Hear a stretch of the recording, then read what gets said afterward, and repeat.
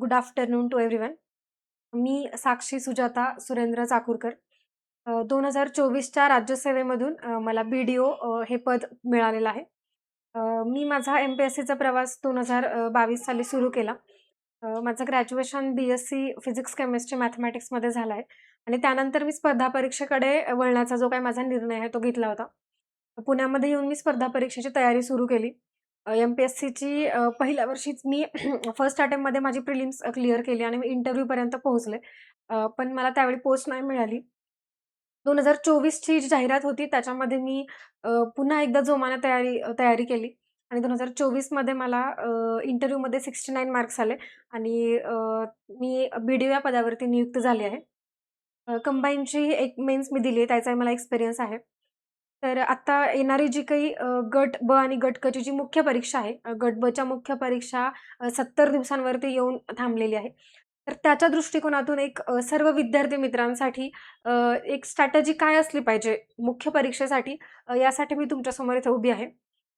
कंबाईन्ड mentor official यांच्या मार्फत हे जे काही लेक्चर आहे, तर हे सर्व विद्यार्थ्यांसाठी एक फायद्याचं ठरेल, याचा मी तुम्हाला शाश्वती देते. तर मुख्य परीक्षा सर्वांनाच माहीत आहे, की मुख्य परीक्षेचं स्वरूप काय आहे.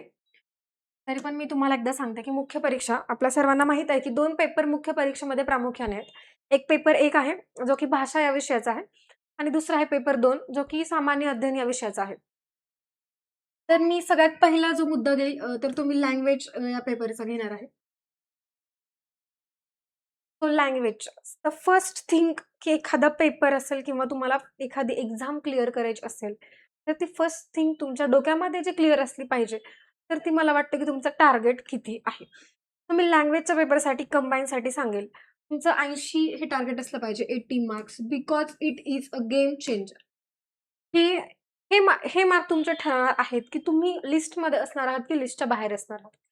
सो इथे तुम्हाला खूप चांगला फोकस करायचा आहे. सो लँग्वेजमध्ये ॲज यू नो, की मराठी आणि इंग्लिश दोन्हीचे पण ईच 50 क्वेश्चन्स असे टोटल 100 क्वेश्चन तुम्हाला असणार आहेत.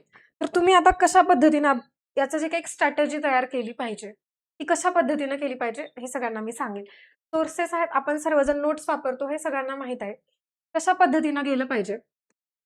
पहिला मुद्दा मी बोलेल तो आहे तुमच्या नोट्सचा, की तुमचे मराठी आणि इंग्लिशचे जे काही नोट्स तुम्हाला आहेत, ते तुमचे प्रिपेअर असले पाहिजेत. आणि दुसरा मुद्दा अँड व्हेरी इम्पोर्टंट मुद्दा मी तुम्हाला सांगेन, की PYQ. मराठी इंग्लिशसाठी PYQ हा जो काही बेस आहे, तो आयोगाने तुमच्यासमोर ठेवलेला आहे आणि त्याच्या दृष्टिकोनातून जर तुम्ही तयारी केली, तर तुम्हाला इनपुट तुम्ही जर दिलं, तर तुम्हाला आउटपुट 100% मिळणार आहे. तर PYQसाठी काय केलं पाहिजे? मी माझ्या अभ्यास पद्धतीमध्ये तर मी 2 राज्यसेवेच्या मेन्स दिल्या, कंबाईनची 1 दिली. त्यामध्ये मी काय फॉलो केलं हे मी तुम्हाला सांगेन, की PYQ जे एक सेट मिळतात बाहेर 1000 पानांचे, मराठीचा एक सेपरेट आणि इंग्लिशचा एक सेपरेट सेट मिळतो. ज्याच्यामध्ये एक 50 एक क्वेश्चन पेपर आत्तापर्यंतचे म्हणजे राज्यसेवा असेल, कंबाईन असेल, त्यानंतर टेक्निकलच्या ज्या काही एक्झाम होतात आपल्यामध्ये, डिपार्टमेंटल एक्झाम होतात, हे सर्व एक कंपाईल करून टेस्ट पेपर मिळतात. ते सेट मिळतात. तो पेपर सेट तुम्हाला मिळतात मार्केटमध्ये.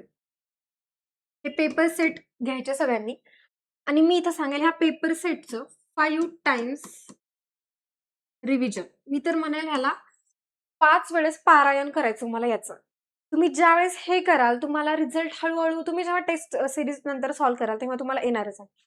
तर हे 5 टाइम्स कसं करायचं, की तुम्ही पेपर घ्यायचा, तुम्ही टाईम लावायचा तुमच्या वॉचमध्ये. टाईम लावून ते पेपर सॉल्व्ह करायचे आणि फक्त पेपर सॉल्व्हिंग इथपर्यंत थांबत नाही विद्यार्थी मित्रांनो. तर याच्या पुढे जाऊन तुम्ही त्याचं एनालिसिस कशा पद्धतीने करता, हे खूप मॅटर करतं. मग तुम्ही हे पेपर सॉल्व्ह करणार, एक सेट, त्याचं एनालिसिस करणार. नेक्स्ट टाईम तुमचे जे कुठले रॉंग झालेत, तर एक तुम्ही करू शकता, की जो माझा क्वेश्चन चुकला त्याला तुम्ही गोल करू शकता. त्या ह्याला मार्क करू शकता, की ह्या क्वेश्चनमध्ये चुकले होते आणि त्याच्यानंतर पुन्हा मग हा क्वेश्चन का चुकला? त्याचं एनालिसिस, की मी नोट्स व्यवस्थित प्रिपेअर केल्या नाहीयेत का? मग हे तुम्ही एनालिसिस स्वतः करू शकता. तर हे 5 टाइम्स तुम्ही केलंच पाहिजे. हे मस्ट आहे आणि याचा फायदा खूप होतो. कारण मराठी इंग्लिशला तुम्ही बघता, की PYQ बेसिसवर आयोग जे आहे ना, तर ते नेहमी PYQ बेसिसला जात असतात. मग हा एक मुद्दा झाला PYQचा, जे की मी ग्रामरसाठी खूप फायदा होणार आहे पहिला. आणि मराठी इंग्लिशमध्ये दुसरा जो एक इम्पोर्टंट फॅक्टर आहे, तो म्हणजे व्होकॅबचा. कारण मुळामध्ये काय होतं, की आपण ग्रामरच करत असतो. मी माझ्या पहिल्या मेन्सला असं झालं, की मी ग्रामरवरती खूप फोकस केला. पण व्होकॅब कुठेतरी थोडंसं होईल किंवा असं असं असं मी काइंड ऑफ घेतलेलं. पण व्होकॅबवरती तुम्ही फोकस केला पाहिजे. साधारणतः 12 ते 15 क्वेशन मराठीला आणि 12 ते 15 क्वेशन इंग्लिशचे व्होकॅब्युलरी तुम्हाला येते. मराठी तसं आपल्याला फार आपण बोलण्यात चालत असतो, म्हणी, वाक्यप्रचार आपल्याला माहीत असतात. प्रॉब्लेम येतो तो इंग्लिशच्या व्होकॅब्युलरीचा. तर मग काय करायचं? व्होकॅब हा खूप इम्पोर्टंट फॅक्टर ठरणार आहे. सो मी एक सजेस्ट करेल, की व्होकॅब तुमचा डेलीचा जो काही टाईम टेबल असणार आहे, त्या डेली टाईम टेबलमध्ये व्होकॅबसाठी तुमचा टाईम मस्ट आहे. तुम्ही मस्ट व्होकॅबसाठी टाईम दिला गेला पाहिजे. तर तुम्ही काय केलं पाहिजे व्होकॅबसाठी? जो काही पी-वाय-क्यू मधील जे व्होकॅब आहेत ते. फक्त क्वेश्चन नाही.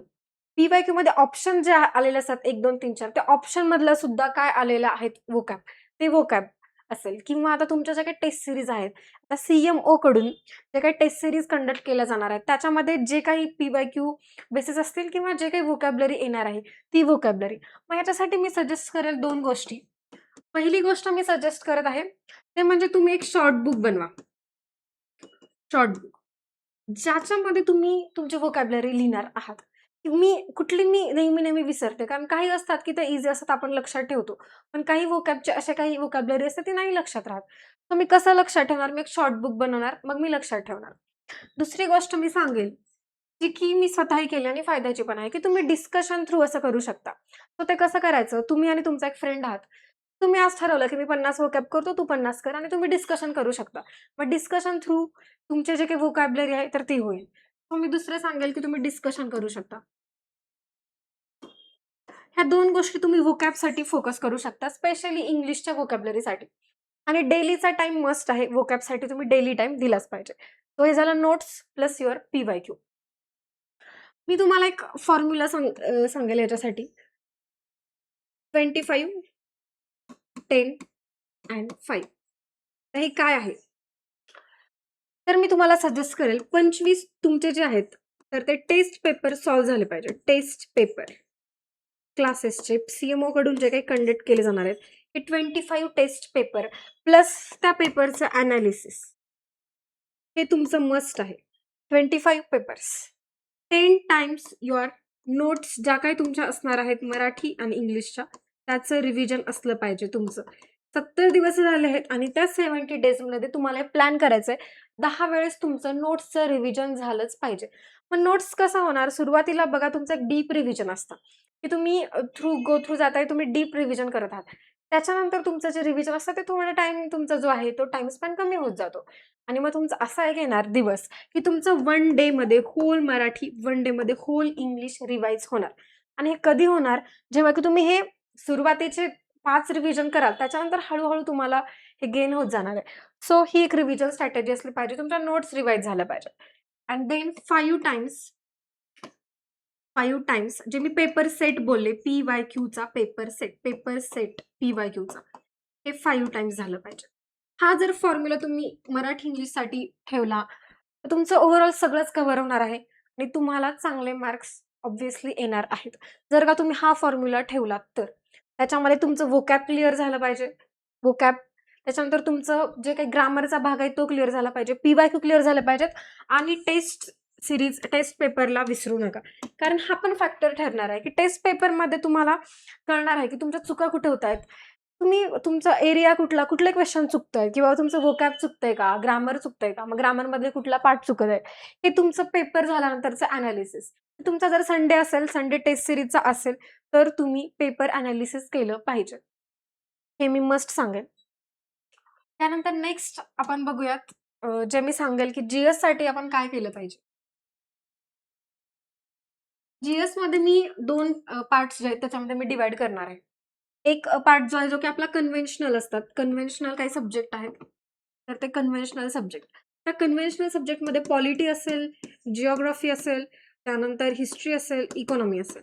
आता आपल्या सगळ्यांना माहिती आहे, की हे सब्जेक्ट्स आपण प्रिलिम्सलाही करतो. प्रिलिम्सला पण आपण जिओग्राफी, इकॉनॉमी हे सगळे सब्जेक्ट केलेले असतात. आता तुम्हाला त्याला फक्त एक टच द्यायचा आहे, की थोडंसं एक सिलेबसचे पॉइंट काय दिलेत आयोगाने. इथं मेन फॅक्टर ठरणार आहे तुमचा सिलेबस. की सिलेबसमध्ये आयोगाने कुठले पॉइंट्स दिलेले आहेत. 1, 2, 3 ह्या पॉइंट वाईज जर का तुम्ही ह्या कन्व्हेन्शनल सब्जेक्टचा स्टडी केला, तर इथे तुम्ही प्लसमध्ये राहणार आहात. ना की तुम्ही जे आधी कन्व्हेन्शनली प्रिलिमसाठी पण तेच नोट्स वापरताय, आता पण करताय. त्याच्यापेक्षा मी म्हणेन की स्मार्ट वर्क तुम्ही इथं कसं कराल? सो इथे तुमचं स्मार्ट वर्क जे आहे ते ते कामाला येणार आहे, की स्मार्ट वर्क काय कराल? की की सिलेबसमध्ये कुठले पॉइंट्स दिलेले आहेत आणि त्या पॉइंट्सनुसार तुम्ही करू शकता. कुठं तर या कन्व्हेन्शनल सब्जेक्टमध्ये. आता मी दुसरा पार्ट करेल, जो की खूप इम्पोर्टंट पार्ट असणार आहे. जिथे की मी तुम्हाला फोकस पार्ट म्हणणार आहे. फोकस. How to focus. कसं? कसं करायचं आणि वेअर टू फोकस. मी तुम्हाला 45 हा एक फॉर्म्युला सांगणार आहे. कसा? तर तुम्हाला माहिती आहे, की 22 क्वेश्चन आहेत, ते आपल्याला मॅथ्स आणि रिझनिंगचे येणार आहेत. 20 क्वेश्चन आहेत, हे आपल्याला टेक्निकलचे येणार आहेत. मग या टेक्निकलमध्ये तुम्हाला सायन्समध्ये फिजिक्स, केमिस्ट्री असेल, बायोलॉजी असेल, बॉटनी, झू आणि त्यानंतर तुमचं जी-आय-एस, जी-पी-एस असेल आणि आय-सी-टी असेल, यासारखे सब्जेक्ट हे 20 question and 3 question of your act. हे तुमच्या ॲक्टचे क्वेश्चन असणार आहेत. तर हे 45 क्वेश्चन मी म्हणेल, हाच असणार आहे तुमचा फोकस, हाच असणार आहे तुमचा गेम चेंजर पॉइंट. कळतंय? का? का? कारण की हा पार्ट आपल्या सगळ्यांचा ऑलरेडी झालाय. सर्व मुलं पुन्हा हेच करणार आहेत. तुम्ही इथं किती फोकस करता, इथं तुम्ही किती टाईम इन्व्हेस्ट करता, ह्याच्यावरती तुमचं जे काही तुमचे मार्क्स आहेत, तर ते कसे वाढत जाणार आहेत, तर ते इथं ठरणार आहे. मग इथे तुम्हाला फोकस करायचा आहे. तर दिवसामधला जो काही तुमचा टाईम डिव्हाईड तुम्ही करणार आहात, त्या टाईम डिव्हाईडमध्ये मॅथ्स, रिझनिंग मस्ट असलं पाहिजे. आता इथे काही मुलांच्या कॅटेगरीज असतात, की काही बॅकग्राऊंड जे असतात इंजिनिअरिंग किंवा सायन्स त्यांना मग मॅथ्स रिझनिंगमध्ये सोपं जातं किंवा काही बॅकग्राऊंड आर्ट्सवाले, कॉमर्स असतील तर त्यांना थोडंसं अवघड जातं.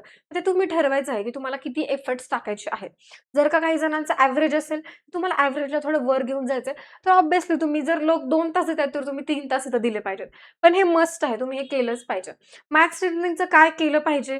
तर मी म्हणाल, की कुठलंही तुम्हाला जे काही स्टँडर्ड बुक असेल, जे काही स्टँडर्ड टॉपिक्स आहेत, आपल्याला माहिती आहे, की कुठले टॉपिक्स येणार आहेत. ते टॉपिक्स तुम्ही तिथं करू शकतात. त्यानंतर ते पी-वाय-क्यू जे आलेले आहेत मॅथ्स रिझनिंगचे ते करू शकतात. आणि इथं सगळ्यात बेस्ट जे की आपल्याला माहिती आहे प्रिलिम्सला पण आपण केलंच आहे कंबाईनच्या, की प्रॅक्टिसच महत्त्वाची आहे मॅथ्स रिझनिंगसाठी. तर प्रॅक्टिस म्हणेल मी ॲज इम्पोर्टंट आणि कुठले जे काही टॉपिक्स आहेत त्याच्यावरती फोकस केला पाहिजे, हे तुम्ही मॅथ्स रिझनिंगमध्ये करू शकता. पण मी म्हणेल आजपासून तुमच्या 17व्या दिवसापर्यंत रोज तुम्ही मॅथ्स रिझनिंग केलं पाहिजे. कारण हा किती मोठा फॅक्टर आहे बघा, 22 क्वेश्चन येणार आहेत इथं. हे तुमच्या मार्क डिसाईड करणार आहेत. तर तुम्ही आजपासून शेवटच्या दिवसापर्यंत मग तुम्ही दिवसाचा 2 तास द्या, अर्धा तास द्या, व्हॉटएव्हर ते तुमच्या कॅपॅसिटीनुसार आहे. पण तुम्ही हा टाईम दिलाच पाहिजे. दुसरी गोष्ट मी टेक्निकलची बोलेन. आता टेक्निकलमध्ये काय होतं, एकतर हे नवीन सब्जेक्ट आहेत. आपण प्रिलिम्सला हे करत नाही. अनेक मुलांना हे फर्स्ट टाईम असतं, की हे नवीन आहे सगळं. तर टेक्निकलमध्ये तुम्ही तुमचा टाईम इन्व्हेस्ट केला पाहिजे का? तर हो, केला पाहिजे. 20 क्वेश्चन आहेत तिथं. सायन्सचं थोडंफार आपण केलेलं आहेच प्रिलिम्सला. त्यालाच तुम्हाला थोडंसं पुश करायचं आहे सायन्सला, फिजिक्स, केमिस्ट्री, बॉटनी, बायोलॉजीला. त्याच्यानंतर जो काही मुद्दा राहतो टेक्निकलमध्ये, तो मी बोलेल जी-आय-एस, जी-पी-एस आणि आय-सी-टी. हा जो मुद्दा आहे, सगळ्यात बेस्ट जे मी सांगेल, एकतर नोट्स असल्या पाहिजेत डेफिनेटली. नोट्स ज्या काही आहेत, त्या तुमच्या रेडी पाहिजेत, जी-आय-एस, जी-पी-एसच्या वगैरे. आणि सगळ्यात बेस्ट मी सांगेल, ते म्हणजे त्याचे जे काही पी-वाय-क्यू आता 23-24चे जे 2 क्वेश्चन पेपर झाले, त्याचे जे पी-वाय-क्यू आहेत ह्या सब्जेक्टचे ते, प्लस राज्यसेवेचे जे काही पी-वाय-क्यू आहेत ते. तर सी-यू-कडून आपल्याकडे ते एनालिसिस जे आहे पी-वाय-क्यूचं, जी-आय-एस, जी-पी-एससाठी टेक्निकलचं, तर ते अवेलेबल आहे. त्याचा तुम्ही चांगला फायदा घेऊ शकता. तर इथे काय होणार आहे, तुम्ही जेव्हा पी-वाय-क्यू कराल, त्यावेळी तुम्हाला क्लिअरन्स येणार आहे आणि त्या बेसिसवरतीच क्वेश्चन येणार आहेत. तुम्ही एनालिसिस करू शकता. त्यासाठी राज्यसेवेतला तुम्ही बेस धरू शकता इथं म्हणेल मी. टेक्निकलसाठी मी म्हणेन, राज्यसेवेचे जे पी-वाय-क्यू आहेत, आता आयोगाकडे हा बेस आहे ऑलरेडी बरं का. तुम्ही जर का इथे काम केलंत, तर तुम्हाला तिकडे नक्कीच फायदा होणार आहे. आणि ह्याच्यासाठी तुमच्या नोट्स, तुमचे हे पी-वाय-क्यू असले पाहिजेत. प्लस जे काही टेस्ट पेपर होणार आहेत, त्याच्यामध्ये जे काही क्वेश्चन येणार आहेत ते आणि त्याचं एनालिसिस. हे इथं मी सांगेल. त्यानंतर मी बोलेल ॲक्टसाठी.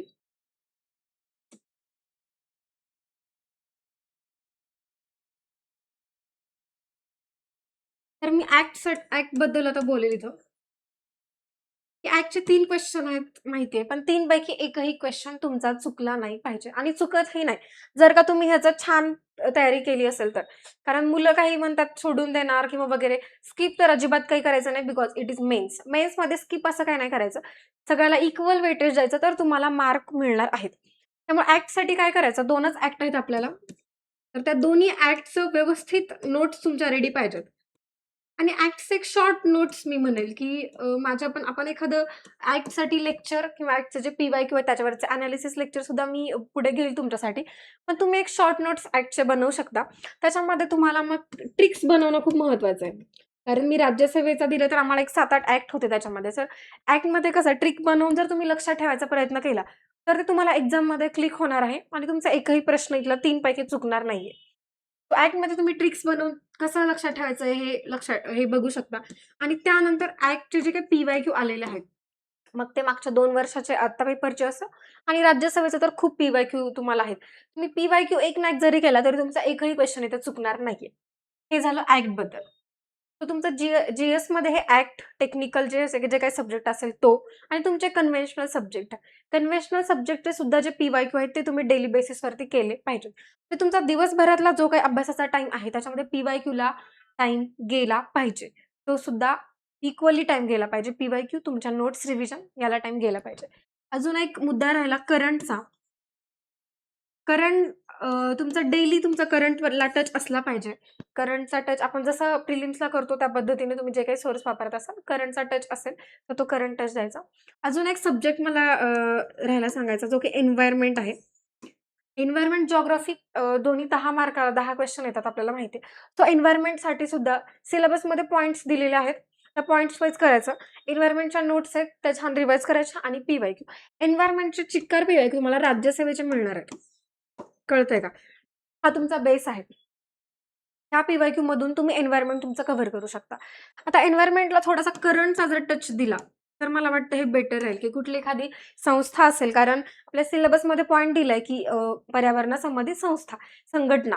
तर मग हे कसं? तर मग करंटमध्ये काही एखादी संस्था चर्चेमध्ये आहे का? तर याच्या दृष्टीने तुम्ही एन्व्हायर्नमेंटला काय करू शकता? टच देऊ शकता आणि तिथे तुम्हाला मार्क तुम्हाला मिळून जातील एन्व्हायर्नमेंटमध्ये. तर तुम्हाला हे करायचंय. एन्व्हायर्नमेंट करायचंय, ॲक्ट करायचे, टेक्निकल करायचं, हे सर्व करायचं आहे. त्याची प्रॅक्टिस करायची आहे. तुम्हाला नक्कीच इथं फायदा होणार आहे. त्या सगळ्यात महत्त्वाचं जे आहे तर मी म्हणेल, की एक एक मॅटर काय करणार आहे, तर तुमचं रिव्हिजन स्ट्रॅटेजी. तुमचं रिव्हिजन स्ट्रॅटेजी कशी असणार आहे? हे खूप मॅटर करणार आहे. तर रिव्हिजन स्ट्रॅटेजी कशी असली पाहिजे? प्रत्येकाचं वेगळं. आता जेव्हा तुम्ही सुरुवातीला अभ्यास करत असता, तेव्हा तुमचं डीप रिव्हिजन होणार आहे. त्याच्यानंतर मिडल तुमचं एक रिव्हिजन असणार आहे. त्याच्यानंतर तुमची लास्ट रिव्हिजन असणार आहे. ती लास्ट रिव्हिजन तुमची शॉर्ट बट स्वीट असणार आहे, जी की तुम्हाला डायरेक्टली प्रपोर्शनल म्हणजे तुम्हाला जे मार्क जिथून मिळणार आहेत, तिथं तुम्ही कसं रिवाईज करायचं, त्यासाठी तुमची लास्ट रिव्हिजन असणार आहे. तुम्ही म्हणाल, की सगळ्यात पहिली असेल ती डीप रिव्हिजन तुम्ही करा. कुठला पण सब्जेक्ट घ्या. डीप रिव्हिजन तुमची असली पाहिजे.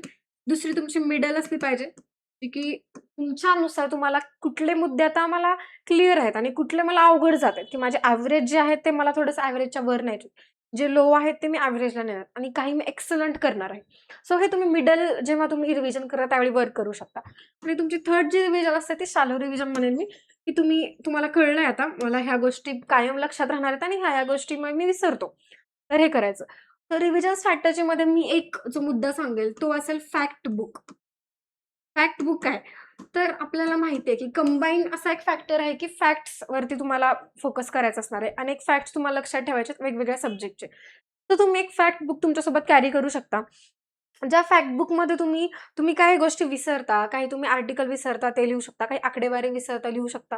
व्हॉटएव्हर की तुम्हाला वाटतंय, की बाबा पॉप्युलेशनचा टॉपिक आहे, मी हे मुद्दे विसरतोय. ते प्रत्येकाचं इंडिव्हिज्युअल वेगळं असणार. तुम्ही एक फॅक्ट बुक सोबत ठेवायची, ज्याच्यामध्ये की तुम्ही जे काही फॅक्ट्स असतील ते इम्पोर्टंट काही पॉइंट्स असतील ते तुम्ही ॲड करू शकता, इम्पोर्टंट पॉइंट्स.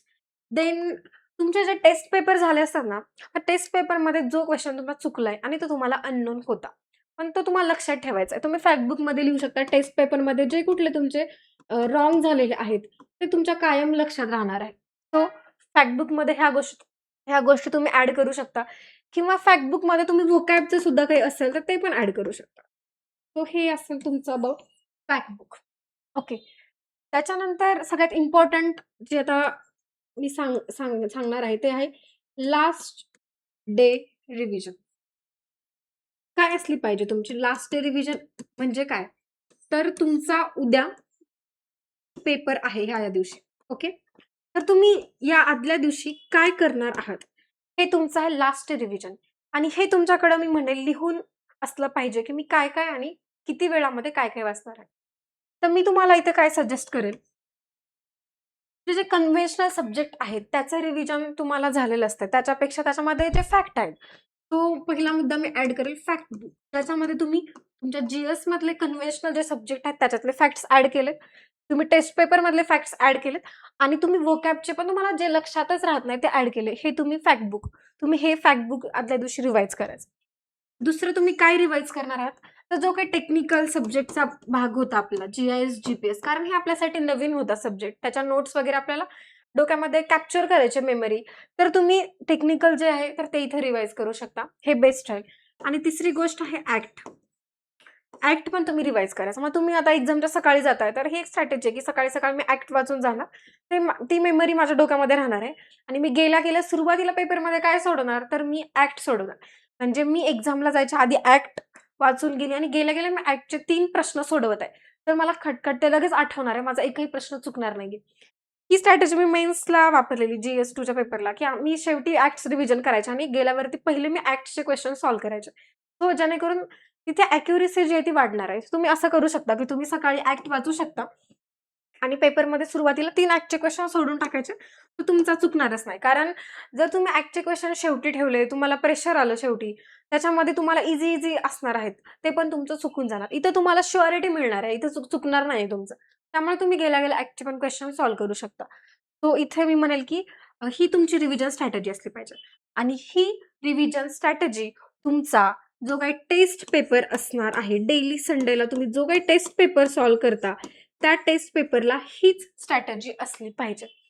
म्हणजे एक माझं काय म्हणणं आहे, की तुम्ही टेस्ट पेपरला तुमचा माइंडसेट कसा ठेवता, टेस्ट पेपरला तुमची रिव्हिजन स्ट्रॅटेजी कशी ठेवता, टेस्ट पेपरला तुम्ही क्वेश्चन सॉल्व्हिंग पॅटर्न कसा ठेवता, हाच पॅटर्न तुमचा रिपीट होणार आहे, तो तुमच्या फायनल एक्झाममध्ये. सो तुम्ही हा पॅटर्न टेस्ट पेपरमध्ये फॉलो करायचा. तो नक्कीच तुम्हाला जो फायनल आपला जो काही एक्झाम असेल, त्याच्यामध्ये हे तुम्हाला हेल्प करणार आहे. टेस्ट पेपरमध्ये सुद्धा तुम्ही जी काही रिव्हिजन स्ट्रॅटेजी आहे ही फॉलो करायची. त्याने तुम्हाला नक्कीच फायदा होणार आहे. सो मी तुम्हाला बोलली ओव्हरऑल स्ट्रॅटेजी काय असली पाहिजे. अजून एक स्ट्रॅटेजी मी जी म्हणेल, ती की तुम्ही पेपर कसा सॉल्व्ह करता ही एक स्ट्रॅटेजी असते. एक पेपर सॉल्व्हिंग स्किल म्हणेल मी. पेपर सॉल्व्हिंग स्किल काय असते, की आता हे इंडिव्हिज्युअल बेसिसवरती आहे बरं का. ते प्रत्येकाने आता स्वतः एनालिसिस करायचं, की कोणाला कुठला सब्जेक्ट म्हणजे मॅथ्स तुम्ही पहिले सॉल्व्ह करणार आहे, की तुम्ही शेवटी सॉल्व्ह करणार आहे. तर मी सजेस्ट करेल तुम्ही स्टार्टिंगला मॅथ्स सॉल्व्ह केलं, तुमचं माइंड फ्रेश असतं, तुमचं माइंड स्पीड तुमची चांगली असते. तर तुम्ही मॅथ्स सुरुवातीला घेऊ शकता किंवा कोणाला वाटत असेल, की मी शेवटी मॅथ्स घेतो, आधी कव्हर करून घेतो बाकीचं जी-एस, तर असं करू शकता. तो पेपर सॉल्व्हिंगचा स्किल आहे. मी हे इंडिव्हिज्युअल असं सांगते, पण ते प्रत्येकाचं तुम्ही बनवा स्वतःचं. म्हणजे आता ते प्रत्येकाचे कुठले पॉइंट स्ट्रॉंग आहेत, कुठले पॉइंट वीक आहेत, याच्यानुसार तुम्ही बनवू शकता. ठीक आहे. तर तुम्ही ते बनवावं असं मी सांगते, की पेपर सॉल्व्हिंगमध्ये तुम्ही काय कसं सॉल्व्ह करणार आहे. मराठी, इंग्लिशमध्ये जर तुम्ही सॉल्व्ह करत असाल, तर मग गेल्यावरती काही मराठी सुरुवातीला घ्यायचं की इंग्लिश घ्यायचं, ही पण एक स्ट्रॅटेजी असते, की तुम्ही जे 5-5 क्वेश्चन आपले पॅराग्राफचे असतात, तो काही जण आता मी काय करायचे 5-5 हे 2-10 क्वेश्चन मी आधी सगळं ग्रामर सोडवायचे. मराठी आधी घ्यायचे, इंग्लिश घ्यायचे, ग्रामर सोडवायचे आणि हे जे क्वेश्चन आहेत ते मी शेवटी ठेवायचे. तो असं करू शकता. काही जणांना असं वाटतं की गेल्या-गेल्या फ्रेश मी आधी इंग्लिश सोडवतो आणि मराठी माझं होऊ शकतं लवकर कव्हर. तर काही जण आधी इंग्लिश घेऊ शकतात, त्यानंतर मराठी घेऊ शकतात. हे सर्व तुमचं आत्ताच ठरलं पाहिजे टेस्ट सीरीजच्या पेपरमध्ये. तर तुम्हाला याचा जो काही फायदा आहे, तो फायनल एक्झामला होणार आहे. आणि हे करा सर्वांनी मला वाटतं, की आपण असंच जातो डोळे झाकून आणि पेपर सॉल्व्ह करून येतोय असं नाही. ह्याच्यामुळे काय होणार आहे माहिती का? तुमचे 1, 2, 3 असे मार्क्स आपोआप वाढत जाणार. जेव्हा तुम्ही हे सगळं ठरवता, की पेपर कसा सॉल्व्ह करणार आहे मी जाऊन. तुम्ही ऑलरेडी पेपरला जाण्याच्या आधी क्लिअर आहात माइंडमध्ये मी गेल्यावर काय पहिले घेणार आहे, काय सॉल्व्ह करणार आहे, कसं सॉल्व्ह करणार आहे आणि विथ युअर टाईम. म्हणजे तुमचा टाईम डिसाईड असला पाहिजे, मी म्हणेन. प्रत्येक सब्जेक्टचा. मी गेल्या-गेल्या 22 क्वेश्चन मी किती मिनिटमध्ये सॉल्व्ह करणार आहे मॅथ्सचे. त्यानंतर मी जी-एसचे पॉलिटी, जिओग्राफी आणि हे 4 कन्व्हेन्शनल सब्जेक्ट किती मिनिटमध्ये सॉल्व्ह करणार आहे अँड ॲट द एंड की मी जो काही टेक्निकलचा भाग आहे, तो किती मिनिटमध्ये सॉल्व्ह करणार आहे. विथ अ टाईम तुमचं हे तयार पाहिजे. तुम्ही आत्ता तुमच्या नोटबुकमध्ये लिहून ठेवा. तुम्ही 1-2 टेस्ट सीरीजला मी जे सांगते ना, तुम्ही फॉलो करून बघा. पेपर सॉल्व्ह कसा करायचा. याच्यामुळे काय होणार, तुमच्या सिली मिस्टेक ज्या आहेत, त्या सिली मिस्टेक रिड्यूस होणार आणि त्याच्यामुळे ॲक्युरसी वाढणार. इथे तुम्हाला 1-2 मार्कचा जरी सुद्धा फायदा झाला, तर तुम्ही लिस्टमध्ये कुठेतरी वर जाणार आहात, लक्षात ठेवा. त्यामुळे हे स्ट्रॅटेजी तुम्ही नक्कीच वापरा, ह्याचा तुम्हाला फायदा होणार आहे.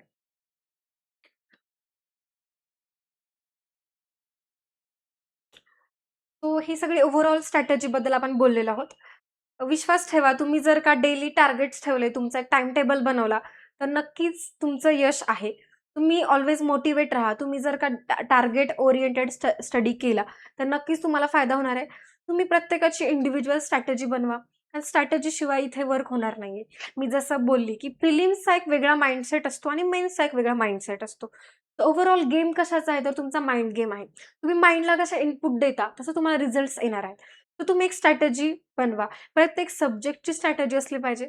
प्रत्येक टॉपिकला तुम्हाला कसं हँडल करायचंय, फॅक्ट कशा लक्षात ठेवायचे, कॉन्सेप्ट कशा लक्षात ठेवायच्यात, या प्रत्येक गोष्टीचं तुमचं क्लिअरन्स तुम्हाला असलं पाहिजे. आणि अशा पद्धतीने जर का तुम्ही हे सगळं रिटर्न तुमचं असेल, की मी कुठल्या मिनिटाला मी काय वाचणार आहे, पेपरमध्ये कुठल्या मिनिटाला काय सॉल्व्ह करणार आहे, माझं काय स्ट्राँग पॉइंट्स आहेत, काय वीक पॉइंट्स आहेत, हे तुमचं रिटर्न असेल, तर तुम्ही खूप क्लिअर असता आणि जेवढं तुम्ही क्लिअर असाल, तेवढं तुमची ॲक्युरसी वाढणार आहे आणि तुमची अभ्यासाची जी इफिशियन्सी आहे ना, तर ती पण वाढणार आहे. तो विश्वास ठेवा, या प्रोसेसवर विश्वास ठेवा, की जे काही मी स्ट्रॅटेजी किंवा जे काही बोलले आहे, याच्यावरती विश्वास ठेवा आणि तुम्ही 1-2 तुमचे टेस्ट पेपर आहेत, त्यामध्ये तुम्ही वर्क करून बघा. तुम्हाला चांगलेच रिझल्ट आले, तुम्हाला पण त्याचा एक फायदा होणार आहे. स्वतःवर पण विश्वास ठेवा आणि ही एक्झाम आहे, आपण नक्कीच क्लिअर करू शकतो. सर्वांनी जर का स्ट्रॅटेजी बनवली, अभ्यास केला, टाईम दिला, तर नक्कीच तुम्ही सुद्धा यशस्वी होऊ शकता. तुमच्या सगळ्यांना ऑल द बेस्ट येणाऱ्या मुख्य परीक्षेसाठी. Thank you.